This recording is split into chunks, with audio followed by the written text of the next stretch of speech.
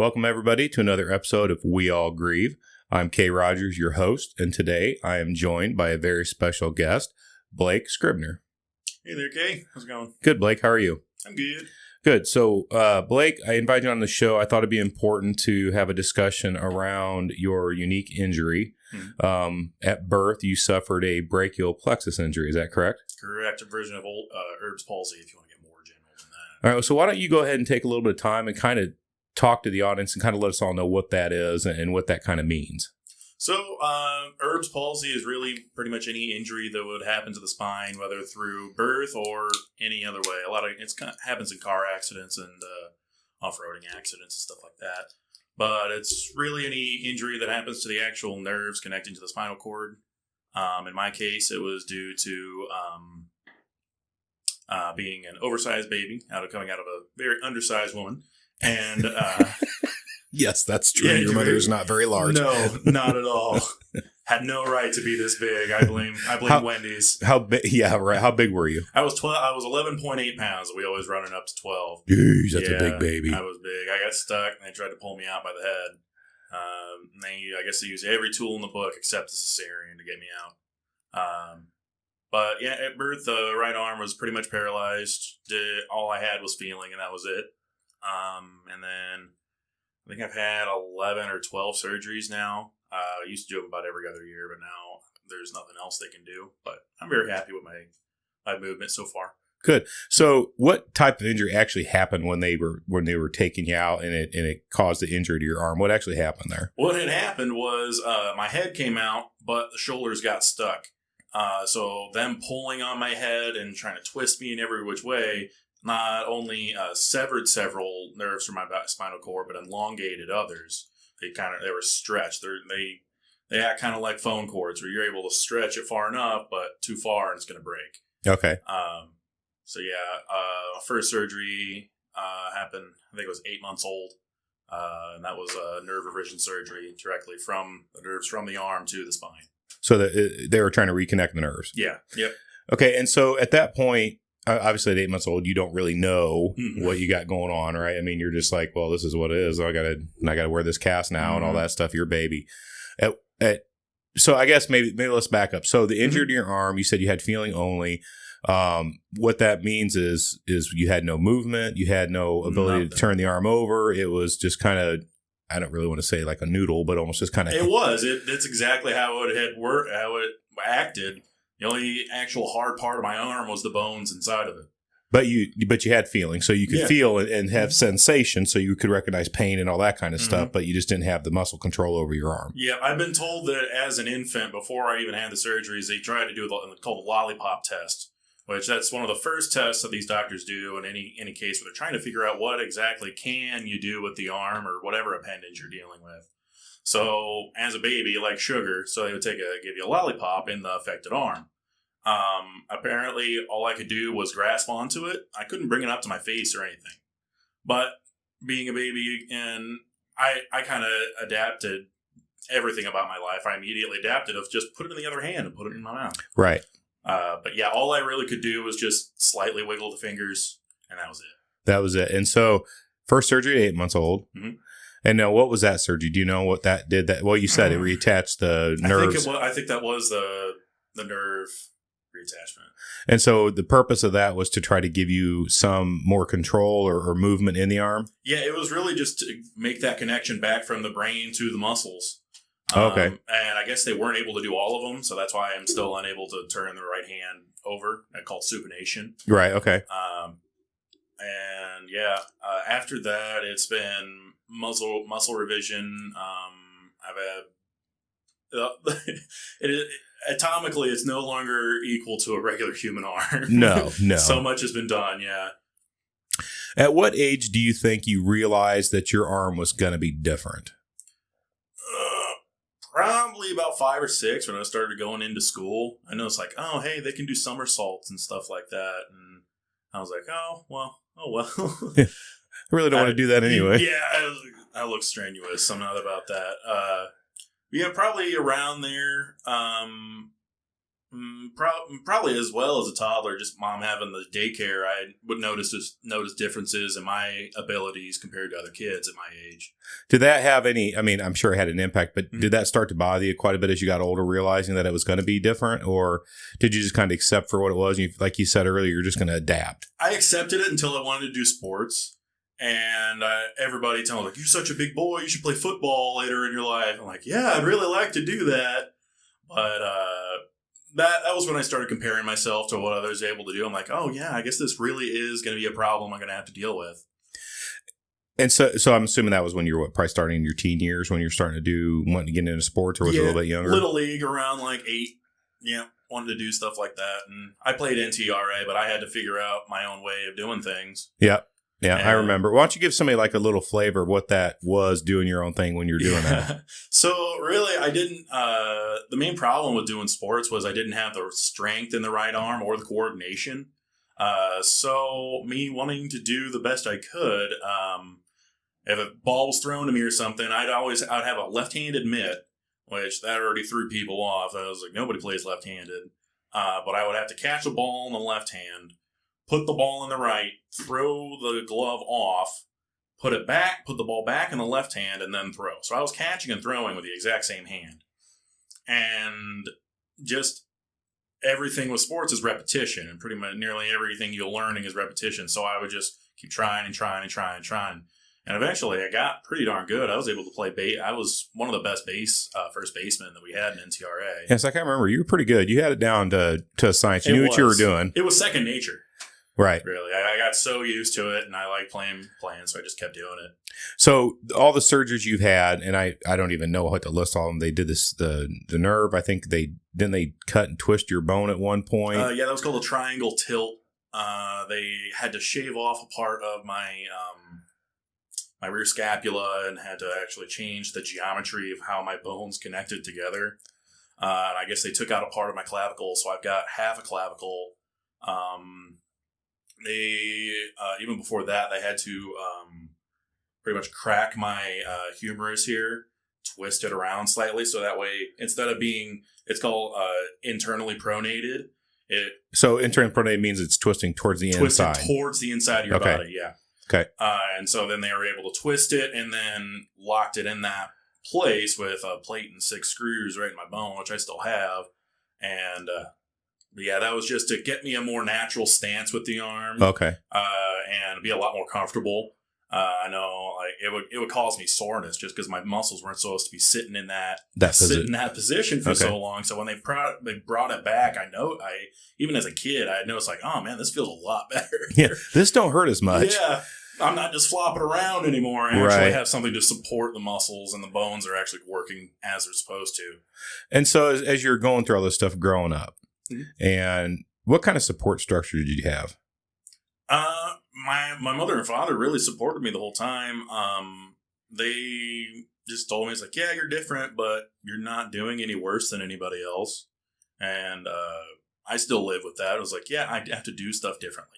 That's all it is. Everybody has to adapt in life, and I just had to do it in a different way. Right. And so now, how old are you now, Blake? I'm going to be 23 in October, so I'm 22 right now. 22. And so it doesn't seem it's held you up very much. No, it hasn't stopped me. I mean, I wish I had played football just because, I wanted to, like my Uncle Jeff, that I was always told I looked so much like. Yeah. But I just knew that wasn't an option for me, so I found other things to become good at. So you went through this as a kid. They did all these different surgeries.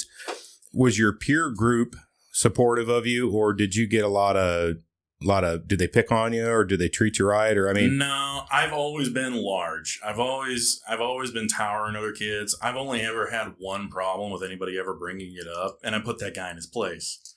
That was with baseball, and luckily I had friends that supported me every bit of the way. All my friends, pretty much the first thing I look for when I'm finding friends, like, are they going to make fun of me for my arm? All right, I don't want that person around me. Well, yeah, if they're going to be a dick, I'm not going to hang out with them. Yeah, no. If that's immediately what you go to and not even like try and talk to me and see what kind of person I am, you're not worth my time. Well, yeah, because why would you do that? No. That's like anything when you first meet somebody. You want to get to know that person. That's regardless of whatever they've got going on, you should take the time to get to know somebody. Yeah.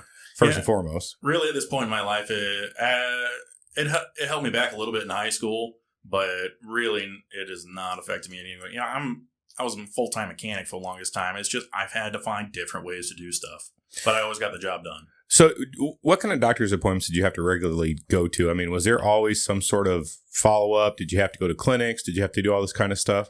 Not really. I was with Easter Seals ever since I was 8 months old up until I was 17 or 18. But the only time that I ever had like doctor's appointments was if we were setting up for a new surgery or immediately after a new surgery, which then I would have to go, and every surgery had to have rehabilitation with Easter Seals. And where did you guys typically go to have all your surgeries done? Was that done here locally? We looked at we did a few specialist appointments here. We have one in Peoria, one up in Chicago, but I think I had one done in Chicago, but I think the other 11 were down in Houston, Texas with Dr. Nath. And he specializes in this type of injury, right? He specializes in trying to correct this. He specializes in Erb's palsy, whether it's with the arms, legs, or back. He is the main specialist in the world, really. He even he does Doctors Without Borders for my issues. Well, that's amazing. That's incredible. So he's the guy. He is the for one any guy. Form of it. Yeah, it used to be a big team, but I think several of them sadly had died, and he's just the last one left that's specializing in Erb's palsy issues. Well, that's super sad. I know. One left. We need more. Come on, people. Somebody step up and become an expert. We need more doctors in this field.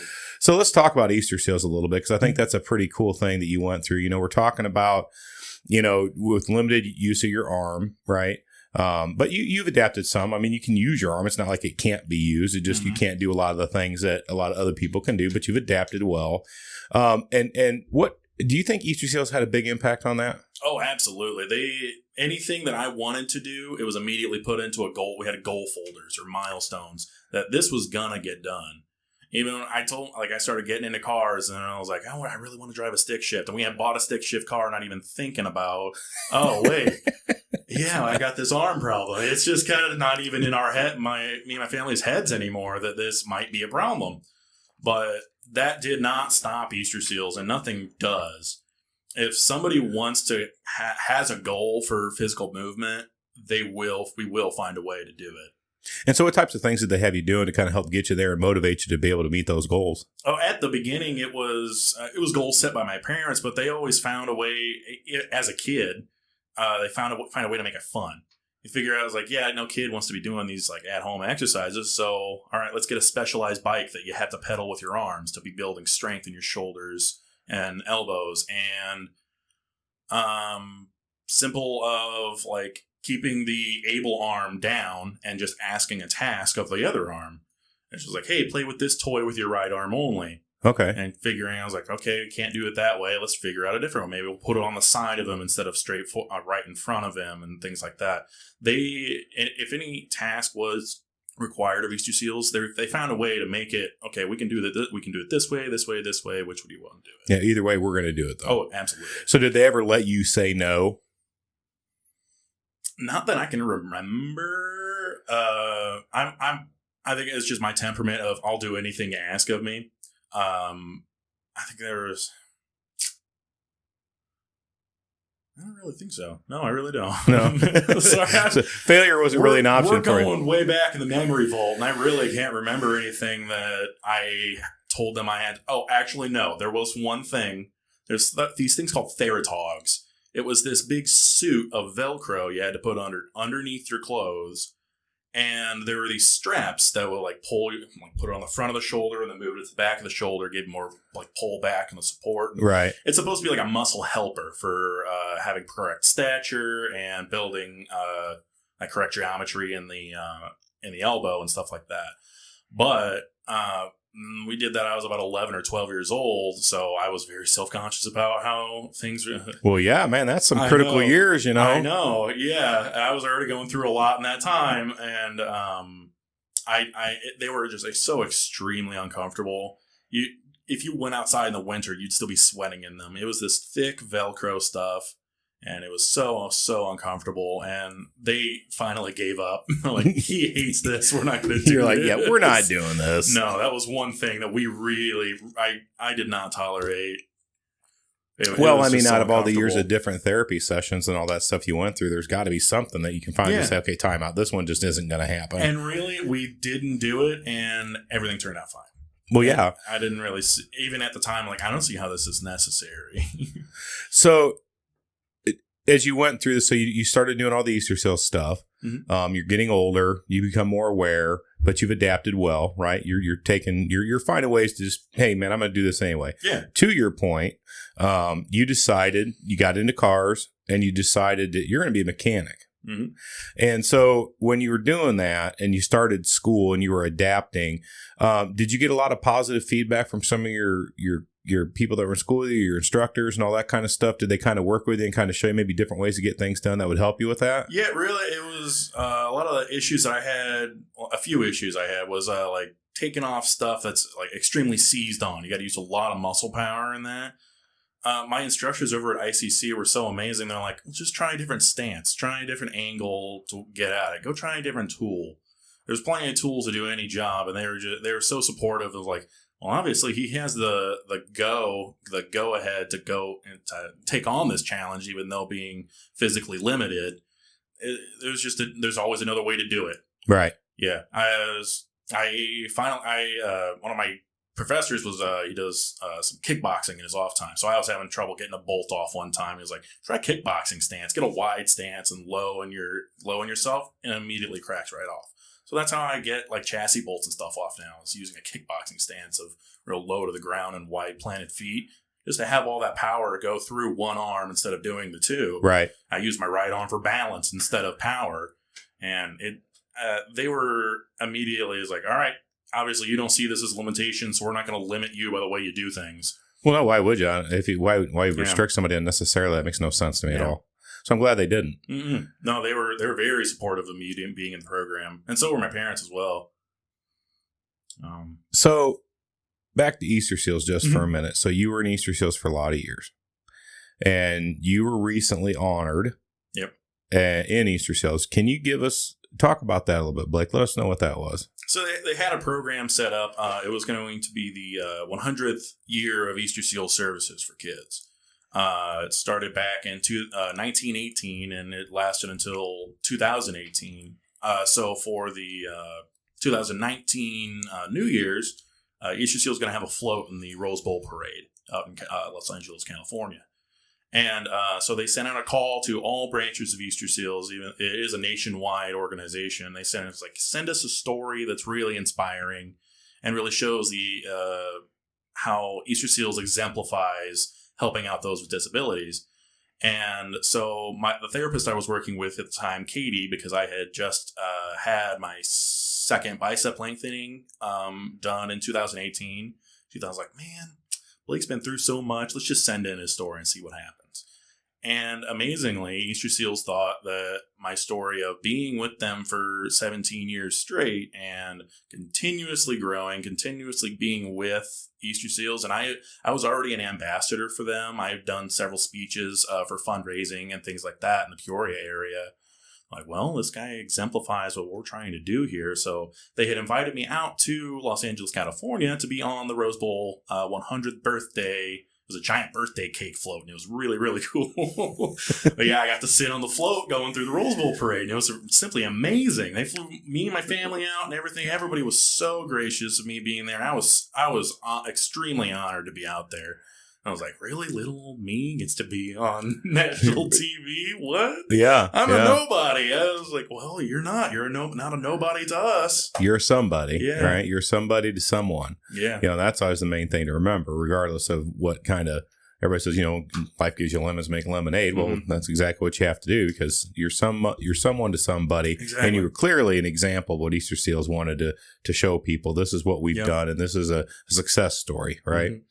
So you guys are out there in California. Did they put on the Ritz? I mean, was it a big... Oh, they did. They took us out for dinner we were out there, I think, for 3 days, and they sent us to like it was the ritziest of it was like a brewery and steakhouse combined. We had a private room, free champagne. You want a whiskey? Sure. I was not 21 at the time, but they did not care. The restaurant didn't care. You probably earned it. Yeah, I thought so. They thought so. Had you a couple of old fashions, did you? Oh, yes.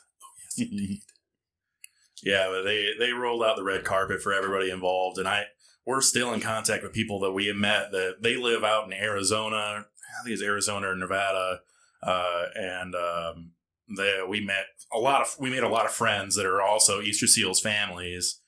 That we were just so excited and so happy that we made so many connections with them, just because we have all gone through the very similar circumstances with Easter Seals, and they've all helped us out so well.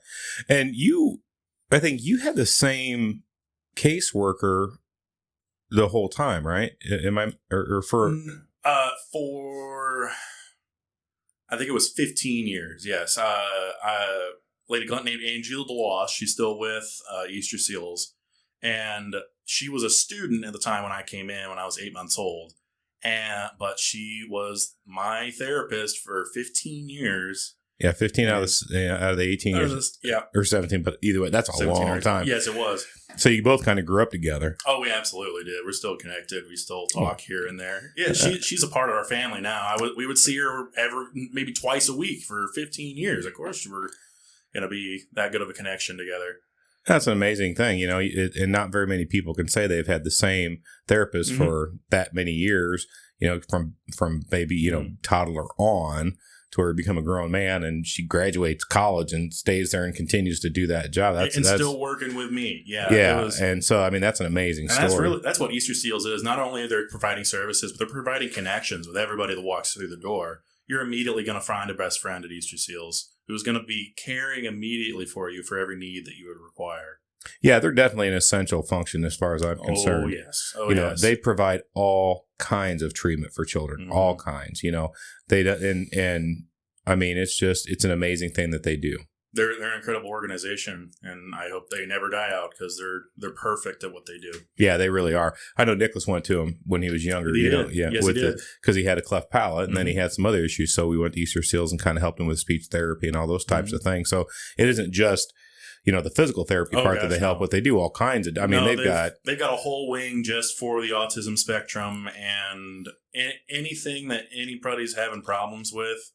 They deliver mostly to children, but they do several things for adulthood. But yeah, anything that's going on with a kid, they can immediately help. And they have someone that can take care of you. So going forward, do you feel like there's going to be anything that's going to get in your way? I think I am. I don't have anything. I've adapted in every situation that's been thrown at me, and I don't see what else can really can stop me in my way. Well, no. Why would it? I know. I've beaten every physical limitation, and even the mental ones that's come along with my injury of like comparing myself to others and things like that.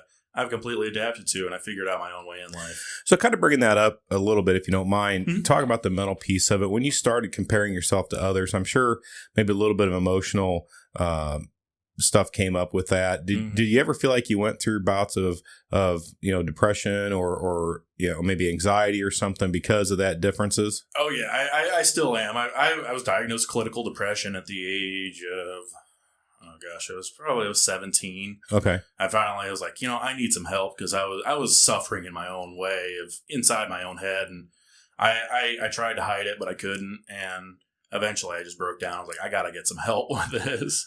Because it really was. I was comparing myself to others, like seeing, they got this great life. They're captain of the football team. They got this great car and everything else. And I was like, this happened to me when I was born. I could never change this, who I am. But then I realized, I can't change who I am. So I'm going to be the best am that I can be. Yeah. And I kind of toughed it out with the help of several therapists that I went to. And I'm in a good place now, and I'm really hoping it stays that way.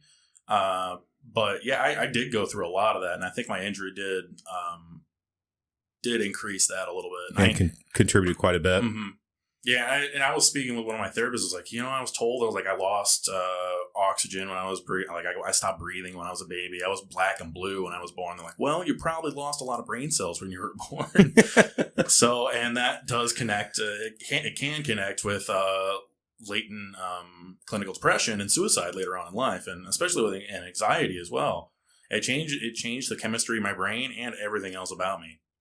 Well, I think it's important to recognize that, because with any type of injury or event in your life, there's going to be some impact. There's some trauma. Yeah. Some trauma. And the fact that you recognize that, listen, I'm not right. Something isn't okay here. I've got to get some help. I can't keep feeling this way. Yeah, that's the first step is you got to figure it's like, well, you got to realize that about yourself. It's like, yes, I do need help. This is bad enough. And I hope that everybody can eventually find that about themselves. Like, you can't do it alone. No one can. No, and we've talked about that on a couple of different shows where we've had some conversations regarding depression and anxiety, and it is a real illness. People have to understand it's real. It's in the chemistry of the brain. There is a change in your physical brain that causes you to feel this way, and there's no shame in that. It's not just that because that's who you are. No, something happened to you, and whether it be emotional, physical, or some kind of trauma had happened, and we're going to try and fix it. Yeah, and I think, put the pride aside and ask for the help. And as you said, become the best that I can be. Yeah. Because nobody can do it for you. Nope. But you've got to want to be better. And I think that's an important step that people need to realize. Sometimes, things happen in life. It's not always easy, as we well know. We've all had different times in our lives that we wish would have been a heck of a lot easier than what it was. Mm-hmm. But I think it is important. I've talked about mental health before, and I've had to seek it out for myself. I went through serious depression. I went through, emotional crashes, and I had to get help. I had to get counseling because I wasn't right. I knew I wasn't right, and I couldn't be the best me that I wanted to be until I got myself mentally healthy. Mm-hmm. And I think that goes to where you're talking about where you realize, look, and I can overcome all this stuff because I can do anything anybody else can do. I just got to do it a little bit differently. Yeah. There's no shame in doing things differently. Well, no, sometimes it's actually a lot better if you do it differently. Sometimes you got to shake things up. Yeah. And, people take things for granted, but if you do it differently, like, oh, wow, that was even cooler than what I just did. Maybe something fits better for you. Right. Yeah. Everybody's different. And things fit different for different people. Well, I think that's awesome, Blake. I think you're doing really good. I know everybody in the family is real proud of you. I think we've all. I hope so. I do my best at everything. Well, I think you do a great job. I throw 100% of myself at every issue that I ever have.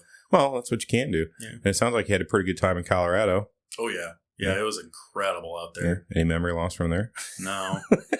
It's a lot of frustration. I'm sure that's what I heard. Yeah. The brakes went out. Hit a deer on our third day. It was one punch after another. It's like, can we just relax on I know. I'm out here to have a good time, and I'm not having a great time. Yeah, I'm not having a great time. Okay, the next time I do this, I'm not driving. No. Yeah, I heard about that. I was like, man, the brakes went out, and then they hit a deer, and just like, man. Yeah, they totaled that van. They took it in when we got back. It's totaled. Did they really? Yeah, you guys drove it all the way back? We drove it all the way back. 2 hours away from home, the battery light came on, so we had to turn off everything and open the windows because it was still 90 degrees. It was the middle of July. Wow. Yeah, it was me and my buddy Kyle. It was his parents' van. Yeah, we had to turn the windows down and turn off the radio. Like, let's use as little electricity as we can. Let's try and keep it above 2,000 RPM so that way the alternator's doing something. Yeah, right. At least we're getting something going here. Yeah, find out later the shop that they had taken it into that we had somehow cracked the battery, and that was it was literally draining battery fluid out, and I guess they said that it was draining a bunch of other fluids that I didn't see that because I had checked it over after we hit it. I was like, I don't know. Well, they totaled it, so they're getting a new van. Yeah, they did. They decided, so. That's awesome. I did what I could do for them when there wasn't much I could do about a deer. No, there isn't. So, Blake, in retrospect, you got any words of wisdom for the audience? In what sense? So just like in life or going to Colorado specifically? No, in life. In life. Colorado, that's your own journey. Yeah. That's an individual one. Yeah, I kind of live by there's one saying by Abraham Lincoln. It's like, it doesn't matter what you are. If you're sweeping floors, be the best floor sweeper you can be. No matter what comes at you in life, put 100% of yourself into it. There's no room for doing things half-assed because who can have half an ass? There's no way to do it. Or as our friend Ron Swanson said, don't half-ass two things, whole-ass one thing. True. I think your life advice is right on. Yeah. And I agree with you. So I appreciate you coming on the show. Yeah, I think I think your story is incredible. I think your journey with Easter Seals, what you went through, how you've overcome, I think that's some trials and then some successes. You came out on the other side of a much stronger and happier person. So we are proud of you. Good. Thank you. All right.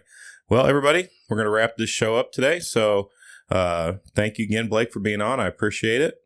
And until next time, peace.